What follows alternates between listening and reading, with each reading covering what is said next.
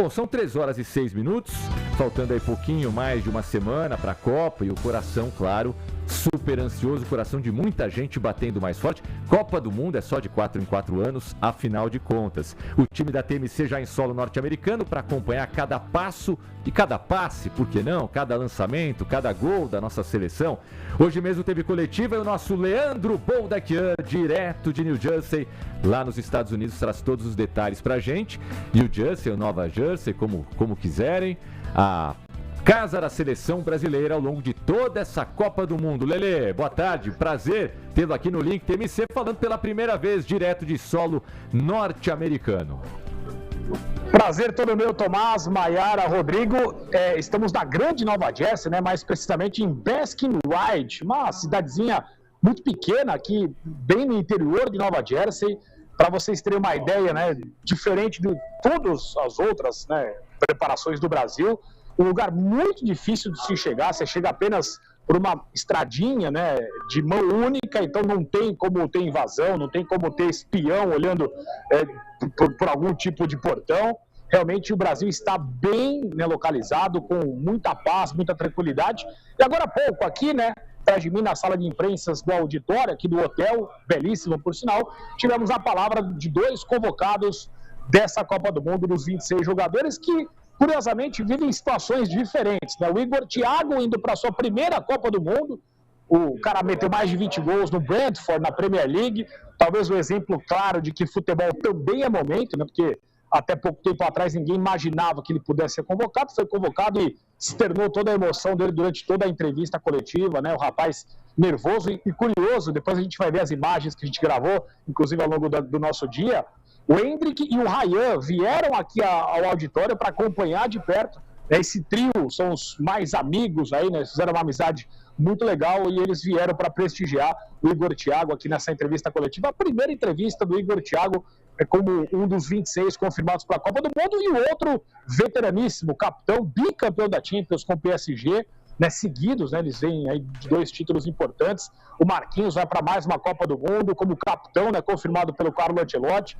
Então a gente pôde presenciar esses 2 momentos, nessa diferença de 2 jogadores que fazem parte da mesma seleção, mas que vivem certamente um momento muito diferente. Então começou hoje oficialmente o contato da imprensa, né, com os jornalistas, ou com os jogadores. Daqui a pouco, às 16 horas, aliás, às 18 horas, hora do Brasil, 15 horas para a gente, 5 da tarde, 17 horas, hora aqui de Nova Jersey, vamos ter o treino do Brasil, o primeiro treino que vai ser chamado de community, né, que vão trazer também a população de Nova Jersey, brasileiros que moram por aqui terão acesso a esse treino só hoje, tá? Só hoje, sem muita festa, até por ser o primeiro treino, vai ser essa relação aí dos nativos que moram por aqui com brasileiros, com a seleção brasileira no CT do New York Red Bulls, que também fica mais ou menos a 20 minutos daqui, Tomás. Tá certo, né? Tá certo. Faz parte e, claro, depois nos outros dias voltamos à programação normal ou iniciaremos a programação normal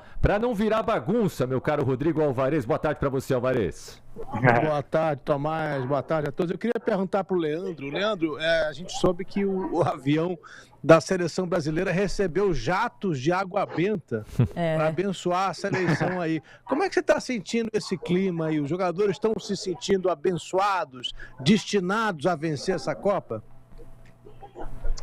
O discurso, Alvarez, prazer falar contigo, ele é muito nesse sentido, né? Eu acho que assim, se você for perguntar para todas as 48 seleções, todo mundo vai ter mais ou menos o discurso igual, né? Pô, vamos lá, vamos tentar fazer o melhor, né? Quem sabe a gente consiga tal. E eu acho que o brasileiro sempre tem essa relação a mais, né? Com a fé, né? Com algumas coisas que, né, podem ter um valor muito importante para cada um, né? A esperança, e eu acho que isso vale, Por sinal, o avião luxuosíssimo que trouxe a seleção para cá, né? Um avião espetacular, com 96 assentos de primeira classe nessa aeronave. Então, realmente faz parte, eu acho que de uma preparação, né? O Brasil não chega, pelo menos na opinião de muita gente, como favorito a essa conquista. Existem outras seleções que têm jogado melhor.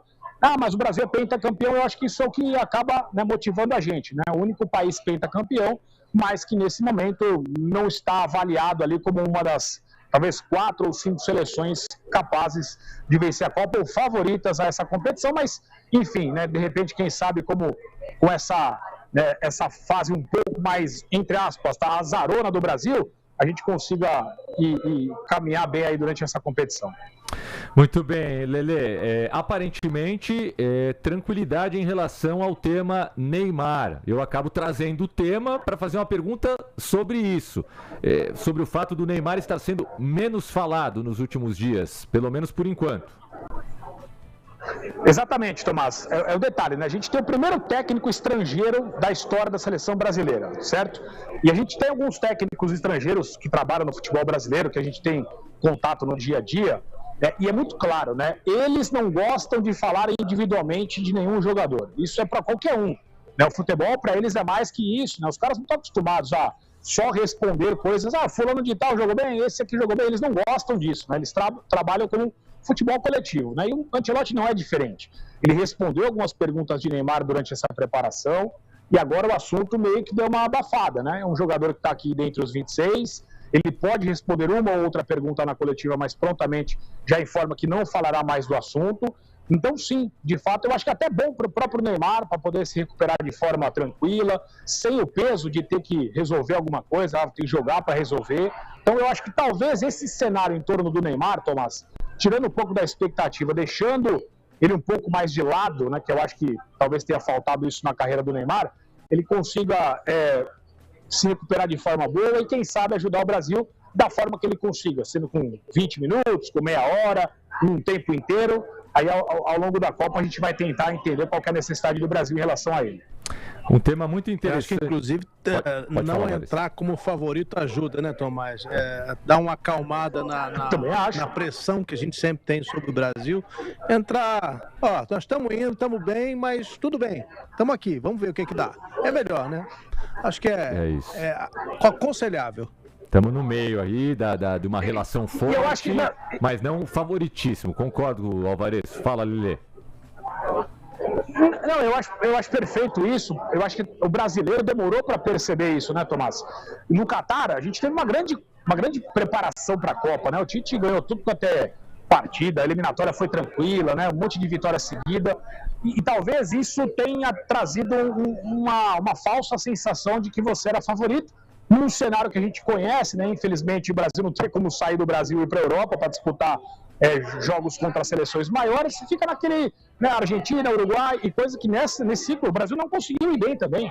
O Tite arrebentou com todo mundo na preparação para o Catar, não deu certo, e agora, quem sabe, tirando um pouco da expectativa, eu concordo. Acho que a gente pode ter uma Copa um pouco mais tranquila em relação a isso. Só um detalhe interessante para essa Copa: a seleção brasileira é uma das únicas 8 que não tem nenhum jogador estrangeiro na sua relação. Olha que interessante, Alvarez, Maiara, Lelê. A gente vai ter quase 25% dos jogadores dessa Copa entrando em campo por países onde eles não nasceram. Na última Copa, onde já tinha acontecido um crescimento desse percentual, era apenas 16%. Eram apenas 16% de jogadores atuando por seleções de países onde eles não nasceram. Claro que a presença... É recorde disso? Não, mas recorde assim absoluto, absoluto. São 23, alguma coisa por cento. Antigamente era 8, 7. O problema é que com mais seleções, Alvarez, você tem mais seleções, entre aspas, fracas, que apelam mais para esse tipo de coisa. Apelam, não é nem no sentido ruim que eu falo. Por exemplo, a seleção de Curaçao, que dos 26 convocados, tem 25 jogadores que nasceram fora de Curaçao. Aí não devia nem poder entrar na Copa. Mas devia ter uma barreira. Mas é que alguns têm a história, não é simplesmente oportunismo. É um jogador que atua na Holanda, mas que tem pai e mãe nascidos em Curaçao, ou que nasceu na Holanda e foi jogar futebol em Curaçao, porque lá o futebol era menos competitivo e ele teve mais chances. Então existem algumas razões. Por exemplo, tem mais de 80 jogadores franceses na Copa, além dos que estão na seleção francesa. São filhos de imigrantes ou jamais jogariam, né? E que não teriam a menor chance na seleção francesa. Né? Exato. E um detalhe, só 3 brasileiros. O Brasil não tem ninguém que não tenha nascido no Brasil. E o país só tem 3 jogadores em outras seleções. O Matheus da seleção portuguesa, um menino, Lucas Mendes, charado jornalista que joga na seleção do Catar. E agora, e o Maurício do Palmeiras, que joga, que de última hora virou paraguaio para poder jogar a Copa pela seleção paraguaia. Ele é filho de paraguaio, né? Esse é o verdadeiro paraguaio. Esse é o Essa foi boa. Exatamente. E a identificação que ele tem com o Paraguai é a avó dele, né? A avó dele é paraguaia, mas veio muito cedo para o Brasil.